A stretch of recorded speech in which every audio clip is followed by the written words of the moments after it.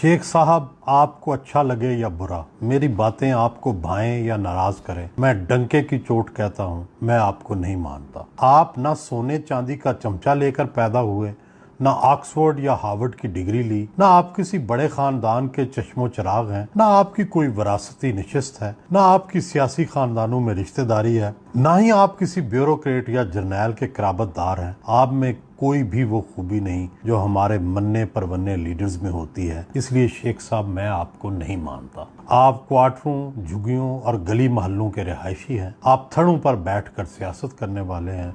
आप रेहड़ी पर खड़े होकर नाश्ता करने वाले हैं। आप हेयर ड्रेसर से नहीं, नाई से हजामत करवाते हैं। आप रेस्टोरेंट में बैठकर खाना नहीं खाते, बल्कि नान बाई से राह चलते नान लेकर खाते हैं। आप चाची अल्लाह रखी और मामा बूटा से गपशप लगाते हैं।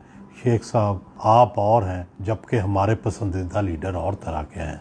इसीलिए शेख साहब, मैं आपको नहीं मानता। हम उनको मानते हैं जिनके नारे लगते हैं, नारे मारने वालों को नहीं मानते। हम अर्श से फर्श पर आने वालों को मानते हैं।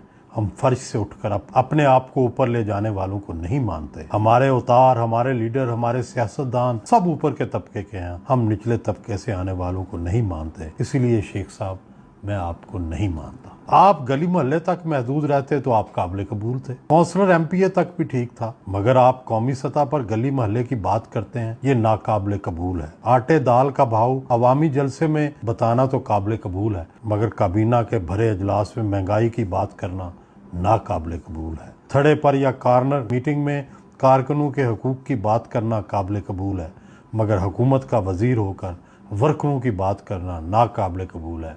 इसलिए शेख साहब, मैं आपको नहीं मानता। आप अब तक खाक नशीनों के साथी और हमराही हैं। आप कारकुन से लीडर और लीडर से वर्कर हो गए, मगर आपने क्लास नहीं बदली। आप अब भी छोले खाते हैं और लस्सी पीते हैं। बर्गर और कॉफ़ी के रसिया नहीं हो सके।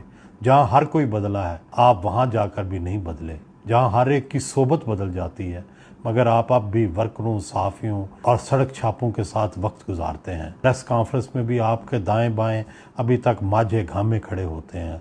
इक़्तिदार, हुकूमत और वजारत सबको बदल देती है, मगर आप नहीं बदले। इसीलिए शेख साहब, मैं आपको नहीं मानता। जनाब शेख, सुन लें, मेरा लीडर अशराफिया के नीले खून के साथ पैदा होता है। सोने चांदी का चम्मच उसके मुंह में होता है। बाहर से तालीम लेके आता है और वहाँ से सीधा हमारे कंधों पर सवार होता है। इसीलिए शेख साहब, मैं आपको नहीं मानता। मुझे आप पर और भी कई एतराज़ात थे। आप शुरू से मुझे बड़कबाज लगते थे। मैंने एक बार आपसे पूछा तो आपने कहा निचली क्लास वाले को अपना कद ऊंचा करने के लिए शोर मचाना पड़ता है, तब ही लोग उसकी बात को सुनते हैं। मुझे आपके कीमती सिगार भी बहुत बुरे लगते थे। जनरल मुशर्रफ जैसा स्टाइलिश जनरल सिगार पिए या चौधरी फवाद जैसा वरासती सियासतदान सिगार की खुशबू महकाए तो समझ आती है। आप जैसा थड़ेबाज सिगार पीता अजीब सा लगता है। मुझे और मेरी क्लास को आपका लाल मफलर भी अच्छा नहीं लगता। इसीलिए हमने सिगार और लाल मफलर को आपके हर मज़ाहिया खाके का हिस्सा बनाकर पेश किया। हम चाहते थे कि आपको एतराज़ात की मट्टी में दफन कर दें और साबित कर दें कि आप 2 नंबर हैं। आप जो बनते हैं असल में वो नहीं है। मैं शेख साहब को दिल से नहीं मानता था। इनके अच्छे पहलू इल्म होते तो मैं इधर या उधर झटका देकर वापस अपनी पोजीशन पर चला जाता, मगर हुआ यूं कि लॉकडाउन की काल थी। इमरान खान ने कमेटी चौक रावलपिंडी पहुंचने की काल दी हुई थी। इस्लामाबाद रावलपिंडी में हू का आलम था। शहरों और बाजारों में पुलिस का कब्जा था। अंदाजा हो गया कि इमरान खान बनी गाला से नहीं निकल सकेंगे। एहतजाजी काल ठुस होती हुई महसूस हो रही थी। ऐसे में आफत का परकाला शेख रशीद मोटरसाइकिल पर बैठकर रावलपिंडी की पुरपेच गलियों से जिस बहादुरी से कमेटी चौक आ पहुंचा, उसने मुझे हिला दिया। शेख रशीद DSNG की छत पर जा पहुंचा और वहाँ बैठते ही अपना लंबा सिगार सुलगाया, गोया एहतजाजी ने अपनी मंजिल पा ली थी। उसी लम्हे से मुझे शेख रशीद का सिगार और शेख रशीद का लाल मफलर भी अच्छा लगने लग गया है। शेख साहब के बारे में तअस्सुब का मास्क उतरा तो उनकी शख्सियत में पुरानी रूह बैठी नजर आई। वह मौलाना अबुल कलाम आज़ाद की वतन परस्ती, अताउल्लाह शाह बुखारी की आज़ाद पसंदी, शोरश कश्मीरी की बेबाकी का मजमुआ है। उन्हीं रहनुमाओं की तरह जेल गए तो किताब लिख डाली, जेल के वाक़यात और अपनी असीरी की कहानी को बयान किया। कौम परस्त रहनुमाओं और शेख रशीद में एक फ़र्क अलबत्ता ज़रूर है। शेख रशीद 14 बार बकौल उनके मुख्तलिफ वजारतों के इंचार्ज रहे, जबकि उनके आइडियल लीडर्स इक़्तिदार की बजाय ज़्यादातर असीर ही रहे। शेख साहब की मगर खूबी यह है कि उन्होंने इक़्तिदार में रहकर भी अपनी आज़ादी, खुदी और बेबाकी को कुर्बान नहीं किया। वो अकेले सिपाही हैं मगर पूरी फ़ौज के बराबर हैं। अपनी पार्टी के अकलौते बड़े लीडर हैं मगर कई पार्टियों पर अकेले ही भारी हैं। शेख साहब, हम नौ आबादियाती निज़ाम के परवरदा नज़रियाती ग़ुलाम हैं। हमें अपनी क्लास के लोग अपने जैसे खाते पीते आम अशख़ास अच्छे नहीं लगते।